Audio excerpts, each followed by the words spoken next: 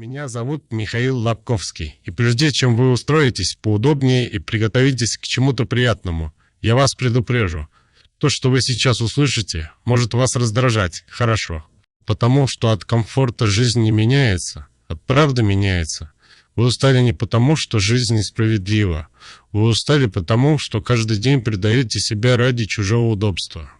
Вы улыбаетесь, когда хотите отказать, соглашаетесь, когда хотите уйти, молчите, когда внутри все кричит.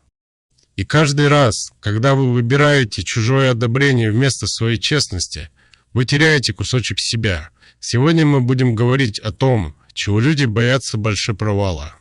О том, чтобы поставить человека на место. О том, чтобы рискнуть обидеть. Не агрессией, не жестокостью, а ясностью, границами, самоуважением, которое не просит разрешения существовать. Если вы когда-нибудь проглотывали слова и чувствовали, как они жгут внутри, это разговор для вас. Если вы когда-нибудь говорили «все нормально» и ненавидели себя за эту ложь, это разговор для вас.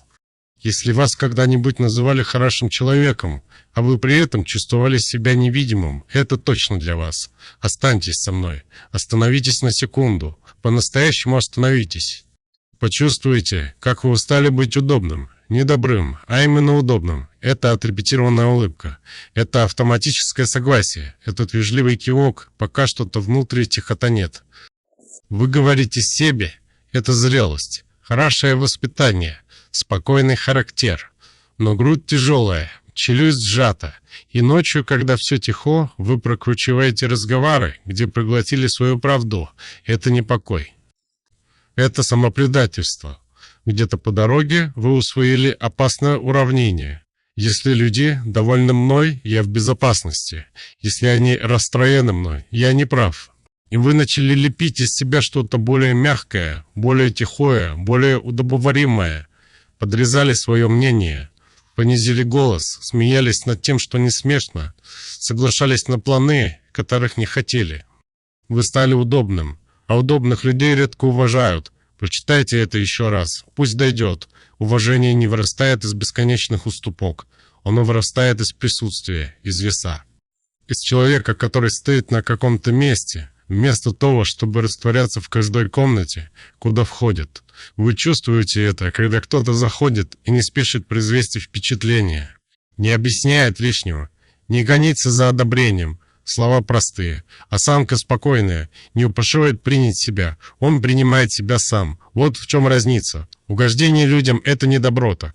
Доброта честная и чистая. Угождение тревожное и расчетливое. Оно спрашивает, как мне себя вести, чтобы никто не ушел. Это дипломатия из страха. Каждая фраза отредактирована. Каждая реакция взвешена. Каждая граница – предмет торга. Вы говорите «да», пока живот скручивается. Соглашаетесь на услуги, которые вас опустошают. Молчите, когда кто-то переходит черту.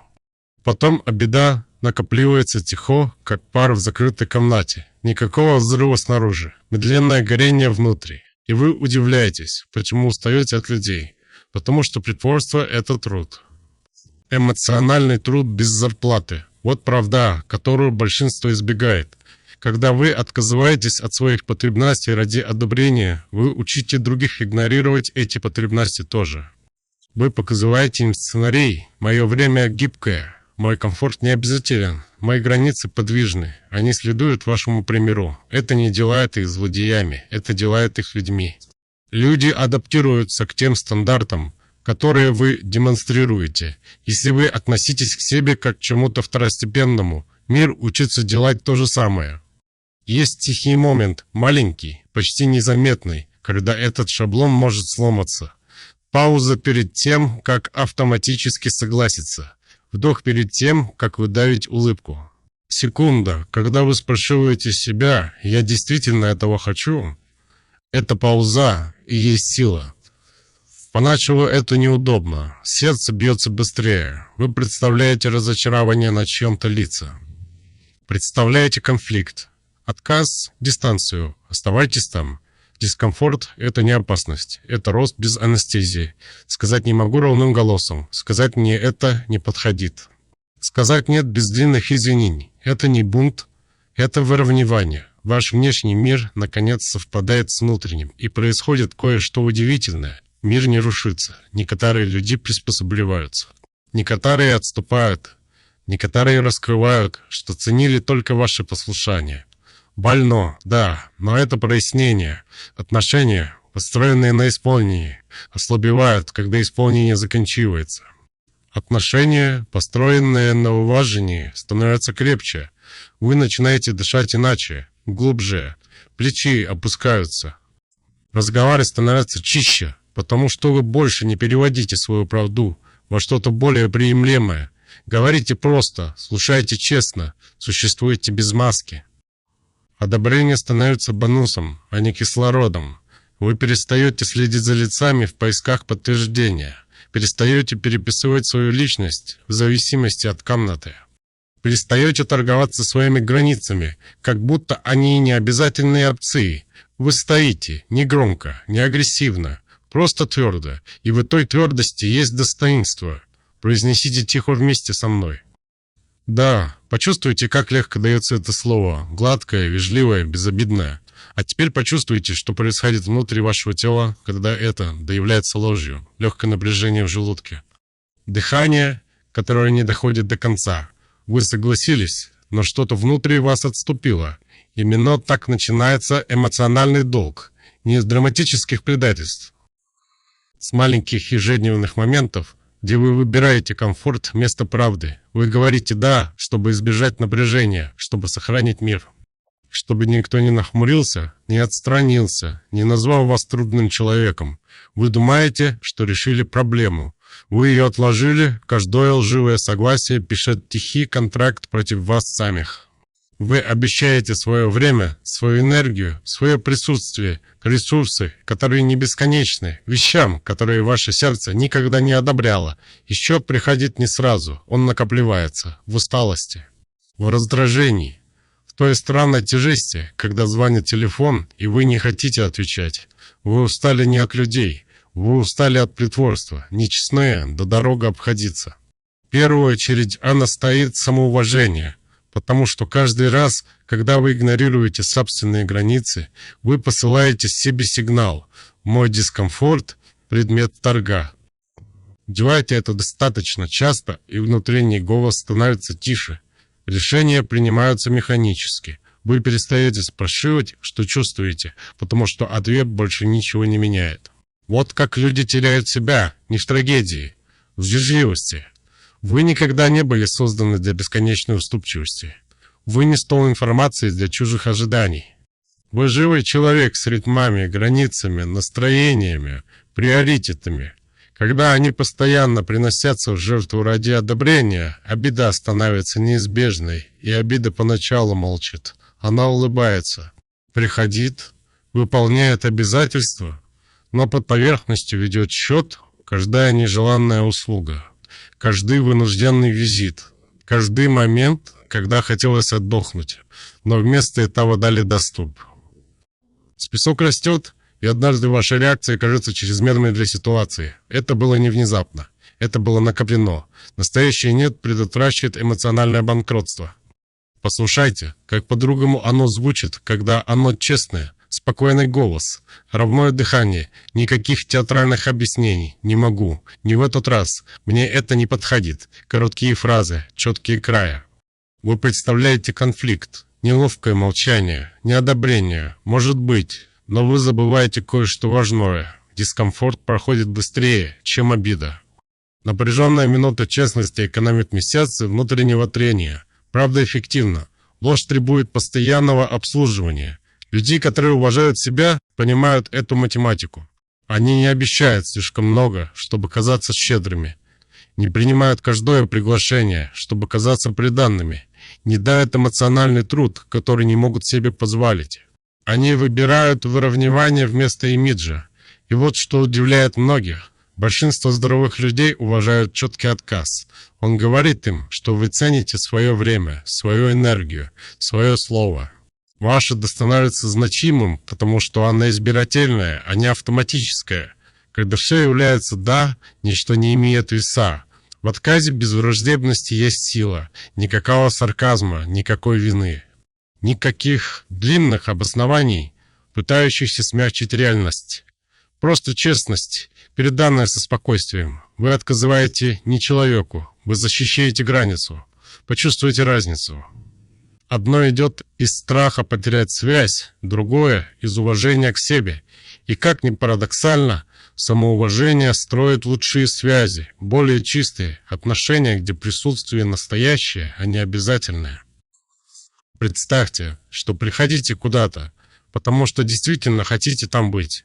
Представьте, что помогаете, потому что есть возможность, а не давление.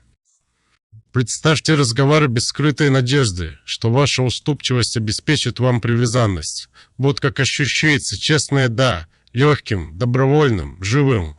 Но чтобы достичь его, вам нужно практиковать слово, которое вас пугает. Нет, не агрессивно, не оборонительно, просто реально.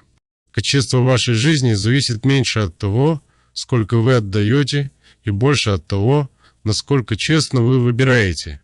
Посмотрите на моменты, которые вас больше всего истощают, не на большие трагедии, не на драматические конфликты, на маленькие ежедневные взаимодействия, где что-то кажется не так, комментарий, который заходит слишком далеко, тон, который кажется неуважительным, просьба, которая тихо вторгается в ваше время. Вы это замечаете, конечно, замечаете. Тело всегда замечает первым. Легкое напряжение в плечах, вежливая улыбка, которая требует усилий. Фраза, которую вы репетируете в голове, но никогда не произносите вслух. Вы это пропускаете. Говорите себе, это ничего. Не хочу остро реагировать, не хочу казаться грубым, драматичным, сложным. Поэтому молчите, приспосабливайтесь, терпите, и черта смещается. Вот как исчезают границы. Не в один громкий момент в тихих допущениях. Люди не умеют читать мысли. Они не могут почувствовать ваш дискомфорт через ваше молчание. Они не видят внутренних переговоров, происходящих за вашим спокойным лицом. Все, что они видят, это разрешение, доступ, готовность. Молчание переводится как согласие. Вы думаете, что проявляете терпение, зрелость, легкость в общении. Но на самом деле вы даете нечеткие инструкции, а нечеткие инструкции создают запутанные отношения. Представьте комнату без стен, без дверей, без структуры. Любой может ходить где угодно, ставить что угодно, брать что угодно. Вот как выглядит ваша эмоциональная жизнь, когда вы не определяете пределы. Потом вы удивляетесь, почему чувствуете себя захваченным. Граница – это не оружие, это архитектура. Она говорит людям, где дверь, где окно, где вход приветствуется, а где нет. Без нее даже хорошие люди будут наступать на ваше пространство, просто потому, что никто не показал им края. Ясность предотвращает обиду. Не говорите со мной так, мне некомфортно это обсуждать. Пожалуйста, спрашивайте, прежде чем строить за меня планы. Мне нужно время подумать. Простые фразы, спокойный голос. Устойчивый зрительный контакт, никакого повышенного тона, никаких оскорблений, никаких эмоциональных взрывов. Просто информация, переданная с уважением. Это не агрессия. Агрессия атакует человека. Граница обращается к поведению. Одно унижает, другое воспитывает. Почувствуйте разницу в тоне. Вы не говорите «ты ужасный человек». Вы говорите «это мне не подходит». Это различие меняет все. Но многие люди этого избегают, потому что боятся напряжения. Они хотят, чтобы каждое взаимодействие было гладким, приятным, комфортным. Они путают временный комфорт с долгосрочным здоровьем. Гладко снаружи, тяжело внутри. Невысказанные пределы не защищают отношения. Они медленно их отравляют. Каждая проглоченная реакция становится накопленным разочарованием. Каждое стерпенное неуважение становится эмоциональным осадком. Со временем тепло превращается в дистанцию. Вежливость превращается в холодность. И никто не понимает почему.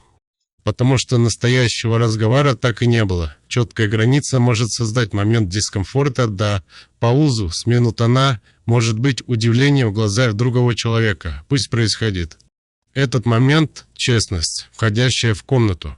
Здоровое общение – это не отсутствие напряжения, это присутствие правды. Взрослые могут справиться с ясностью. Им может не понравиться сразу, Но они это понимают. Это дает им карту, структуру, способ относиться к вам без угодования. И люди расслабляются вокруг ясности, меньше путаницы, меньше скрытых ожиданий. Меньше эмоциональных игр в угодование. Вы перестаете намекать, перестаете надеяться, что другие расшифруют ваше молчание, перестаете исполнить эмоциональную телепатию. Вы говорите. Не чтобы контролировать, не чтобы доминировать, но чтобы определить. И что-то внутри вас меняется, когда вы это делаете. Осанка меняется, дыхание выравнивается. Слова несут вес, потому что они идут из выравнивания, они из подавленного раздражения. Вы начинаете чувствовать себя твердым, присутствующим, реальным. Границы не отталкивают людей. Они фильтруют отношения. Те, кто ценит взаимное уважение, остаются. Те, кто полагался на вашу пассивность, чувствуют себя некомфортно. Этот дискомфорт – информация. Вы не несете ответственности за то, чтобы быть бесконечно уступчивым. Вы несете ответственность за то, чтобы быть честным насчет своих пределов. Четкие пределы создают более чистые связи. Никакого угодования, никаких молчаливых контрактов, никакого эмоционального долга, спрятанного за вежливостью. Просто взрослые люди, относящиеся друг к другу с видимыми линиями и взаимным уважением. Вас научили бояться одной вещи – больше провала, больше потери, больше одиночества, неодобрения. Это тонкое изменение на чьем-то лице, пауза после того, как вы говорите, более холодный тон, дистанция. Это бьет вас в грудь, как будто вы сделали что-то неправильно, как будто пересекли невидимую черту, которую должны были видеть, но никогда не видели. И вы отступаете, смягчаете слово. Добавляете объяснения, о которых никто не просил. Украшайте свою правду извинениями. Говорите то, что легче переварить, а не то, что по-настоящему нужно сказать. Все, чтобы не обидеть кого-то. Но послушайте внимательно. Обидеть кого-то – это не нравственная неудача. Важно намерение, важно уважение. Жестокость – это выбор, унижение – это выбор. Но честность, ясность, несогласие – это не преступление, это признаки психологической взрослости. Вы и другой человек. Это две отдельные нервные системы, две истории, две системы ценностей, пытающиеся делить пространство. Трение естественно, различия неизбежны. Ожидать нулевого дискомфорта в человеческом взаимодействии все равно, что ожидать, что море никогда не будет двигаться. Тихая вода выглядит мирно, она еще и безжизненна. Вам разрешено иметь мнение, которое кому-то не нравится. Вам разрешено отказать в просьбе, которая им неудобна. Вам разрешено выбрать себя, даже когда это нарушает чьи-то ожидания. И дискомфорт не равен автоматически вашей неправоте. Но вы научились приравнивать эти две вещи. Может быть, в детстве, может быть, в отношениях, где любовь была условной. Одобрение означало безопасность. Молчание означало напряжение. Поэтому вы приспособились, стали уступчивым, предсказуемым, легким. Вы выживали, но паттерны выживания не всегда служат взрослой жизни. Теперь каждый потенциальный конфликт ощущается как опасность. Каждая граница ощущается как агрессия. Каждая честная фраза ощущается как риск для связи. Поэтому вы выбираете эмоциональную дипломатию вместо подлинности. И это вам стоит. Потому что когда вы постоянно редактируете себя, чтобы предотвратить обиду, вы медленно стираете себя из собственной жизни. Разговоры становятся выступлениями, отношения становятся переговорами. Ваше присутствие становится отфильтрованным. Вы там, но не полностью. Настоящая связь требует правды. А правда иногда приземляется тяжело. Не потому, что она неправильная, а потому, что непривычная. Люди реагируют на дискомфорт. Они могут сопротивляться, защищаться, нуждаться во времени. Эта реакция принадлежит им. Вы несете ответственность за то, как говорите, а не за то, что они чувствуют. Уважительный тон. Четкие слова, никаких оскорблений, никакой эмоциональной манипуляции. Это ваша часть, их эмоциональная обработка, это их часть, это разделение и есть зрелость. Иначе вы в конечном итоге управляете внутренним миром всех, бросая свой собственный. Вы становитесь гиперчувствительным к настроениям, микровыражениям, тонким сдвигам в энергии. Вы отслеживаете реакции как система безопасности, корректируя себя в режиме реального времени для поддержания одобрения, изматывает. И невозможно, Кто-то всегда будет не согласен. Кто-то всегда предпочтет другую версию вас.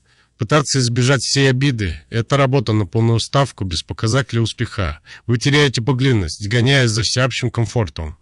Здоровые взрослые понимают разногласия. Им может не нравиться, но они его уважают.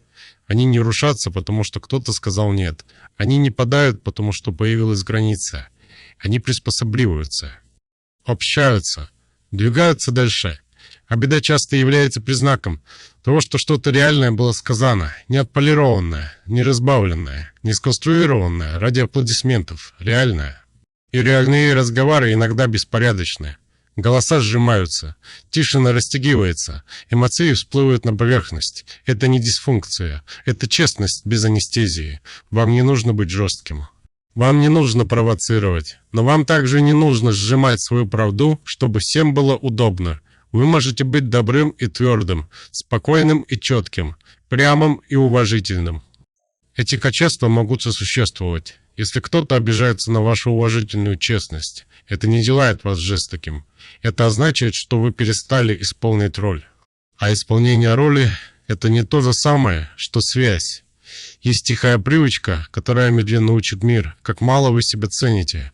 Поначалу вы ее не замечаете. Она прячется за вежливостью, за терпением. За фразой, которую вы повторяете как мантру «все нормально». Кто-то перебивает вас на полусловие «все нормально». Он снова приходит поздно без извинений «все нормально». Шутка заходит слишком далеко и тяжело оседает в груди. Вы улыбаетесь, все нормально, но это ненормально. Ваше тело знает это, ваше молчание просто перебивает сигнал. И люди учатся на том, что вы терпите, а не на том, что вы чувствуете. Молчание – это язык, мощный. Когда вы ничего не говорите в болезненные моменты, другие не слышат ваш дискомфорт. Они слышат согласие, разрешение, тихое одобрение. Вы думаете, что избегаете конфликта. Вы на самом деле пишете инструкции. Это поведение приемлемо. Этот тон нормален. Мои пределы гибкие. Никто не объявляет это вслух. Это передается через паттерн, через повторяющееся нереагирование. Через отсутствие границы, там, где она явно нужна. И со временем ваша роль становится меньше. Ваше присутствие легче. Ваше слово проще игнорировать. Не потому, что вам не хватает ценности. Потому что вы обучили людей ее не видеть. Каждая невысказанная реакция превращается в невидимое разрешение. Люди каждый раз делают шаг чуть дальше, не всегда из злого умысла. Часто из человеческой природы. Мы все проверяем пространство, мы все адаптируемся к обратной связи. Если сигнала нет, предполагаем, что путь свободен. Вы убираете знаки остановки со своих эмоциональных дорог и потом удивляетесь, почему все кажется переполненным. Есть особый вид усталости, который приходит от этого. Не физической, не драматической. Тупой, постоянный вес. Разговоры кажутся тяжелее, чем должны. Определенные именно на вашем телефоне истощают энергию еще до того, как вы ответите. Вы чувствуете себя невидимым, неуслышанным, слегка обиженным и виноватым за то, что чувствуете обиду. Потому что вы никогда ничего не говорили. Боль, не выраженная словами, обращается внутрь. Становится напряжение в плечах, раздражение в голосе, дистанции в отношениях. Вы начинаете тихо отстраняться, эмоционально упаковывая сумки, никому не объясняя почему. Снаружи все выглядит нормально. Внутри связь истончается. Все потому, что ваш голос оставался заперт за вежливостью. Высказаться не требует крика. Не требует конфронтационных сцен или эмоциональных взрывов. Большинство границ можно установить спокойным, устойчивым тоном, который просто называет реальность. Я не заканчивал говорить. Пожалуйста, не шутите об этом. Мне нужно, чтобы вы приходили во время. Этот комментарий показался мне неуважительным. Четко, взросло, по существу. Эти фразы не атакуют характер. Они обращаются к поведению, они не усиливают драму. Они предотвращивают молчаливый ущерб. Ваш голос не оружие, это инструмент выравнивания. Он переносит ваш внутренний опыт в общее пространство отношений. Без него люди взаимодействуют с версией вас, которая не является полностью реальной. И это одиноко. Когда вы постоянно терпите то, что болит, Вы участвуете в собственной невидимости. Вы присутствуете, но не выражены, вовлечены, но не представлены. Вы появляетесь физически, пока ваша эмоциональная правда остается за кулисами. Никто не может уважать границу, которую никогда не видит. Уважение требует видимости, ясности, краев. Да, высказаться может создать короткий дискомфорт, паузу в разговоре, удивленный взгляд, смену атмосферы. Пусть этот момент напряжения здоровее, чем месяцы молчаливой обиды. Он очищает воздух. Он сбрасывает ожидания. Он показывает, что ваш опыт достаточно важен, чтобы быть произнесенным. И кое-что меняется, когда вы начинаете это делать.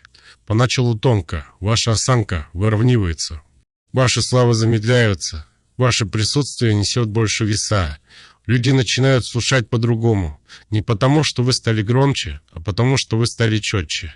Вы перестали исчезать в собственных отношениях. Посмотрите, как меняется комната, когда заходит кто-то, кто себя уважает. Никакого шума, никакого выступления, никакого отчаянного обаяния. Просто тихая уверенность в осанке, устойчивость в глазах, негласное сообщение, которое говорит: «Я знаю, кто я, и я здесь не для того, чтобы торговаться своей ценностью». Вы это чувствуете мгновенно. Люди это чувствуют мгновенно. Самоуважение негромкое, но оно безошибочно. Оно проявляется в том, как человек говорит без торопливости, в том, как он слушает, не сжимаясь, в том, как он не соглашается, не извиняясь за то, что существует. Его присутствие имеет вес, потому что оно не рассеяно в попытках угодить всем сразу. Он в центре. Большинство людей гонятся за уважением неправильным путем. Они пытаются произвести впечатление, развлечь, перевыполнить, сказать да быстрее, улыбнуться шире, согласиться скорее. Они говорят, что одобрение создает ценность. Нет, одобрение временно, уважение структурно. Одобрение говорит: «Ты мне нравишься прямо сейчас».